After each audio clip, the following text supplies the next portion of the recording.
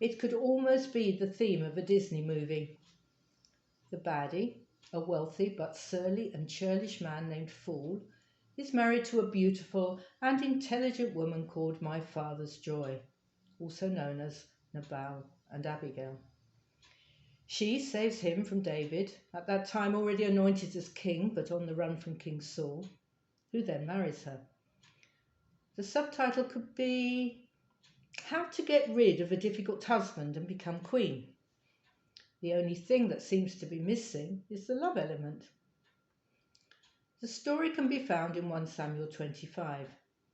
David had previously shown hospitality to Nabal's shepherds, ensuring that they and their flocks were safe whilst they were encamped in the area where he was hiding. He now asked for the favour to be returned. The would-be King David sent men to Nabal, who was preparing a feast for his shepherds, and asked that they may share in the food. His men were not welcomed with open arms. In fact, David was accused of being just like any other runaway slave. As a result, David called his men to prepare for battle. In the meantime, Abigail found out what her husband had done and realized that he was heading for disaster. Without telling Nabal, she sent David donkeys laden with goodies and followed behind them herself. She ate humble pie, prostrating herself before David, pleading with him to ignore her husband and to accept her gift. She acknowledged God's purpose for David in the future.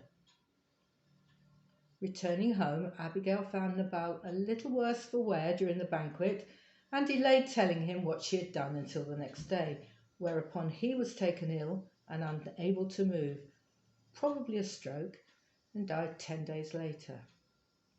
David, upon hearing this, invited Abigail to be one of his wives, and she gladly accepted.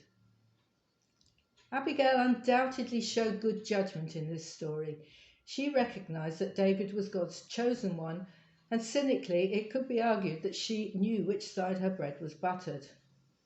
However, what has impressed me is that she was willing to plead with David and take the blame herself. She didn't try to justify what had happened, she just asked for mercy. And here is the killer line. She did not want David to have to be guilty of bloodshedding if he killed all of Nabal's men, as he had promised to do. I can imagine that she rehearsed all the things that she was going to say to David while she journeyed to meet him. I do that all the time when about to deal with a difficult situation. Sadly, the words do not always come out as I planned them. We all encounter situations when quick, wise thinking is required. Sometimes we get it right, and sometimes we get it wrong. Abigail hastened to act when she was trying to spare her husband's men from death, but then decided to delay telling her husband overnight. Sometimes quick thinking is needed, but often wise thinking comes from delaying a response. I recently had to write an email that responded to one that I had received, saying that my translation teams in Mozambique's funding may not be renewed. I always find it helpful to write the response to this type of communication that's in my heart. It's almost like a prayer for justice, but that response could never be sent. My actual reply was rewritten several times, checked by both my boss and my husband, who both modified what I had written to tone it down, and I didn't actually send it for 2 weeks. Abigail's gift of thinking quickly and wisely is a rare one.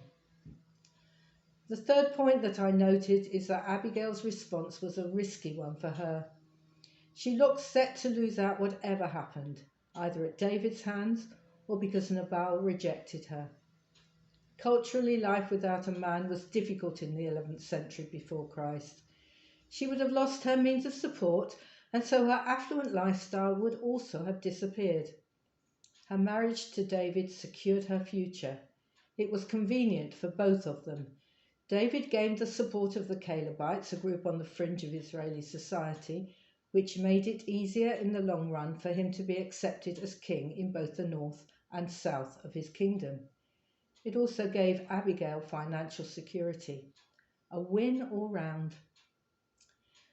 So how to sum up Abigail's actions?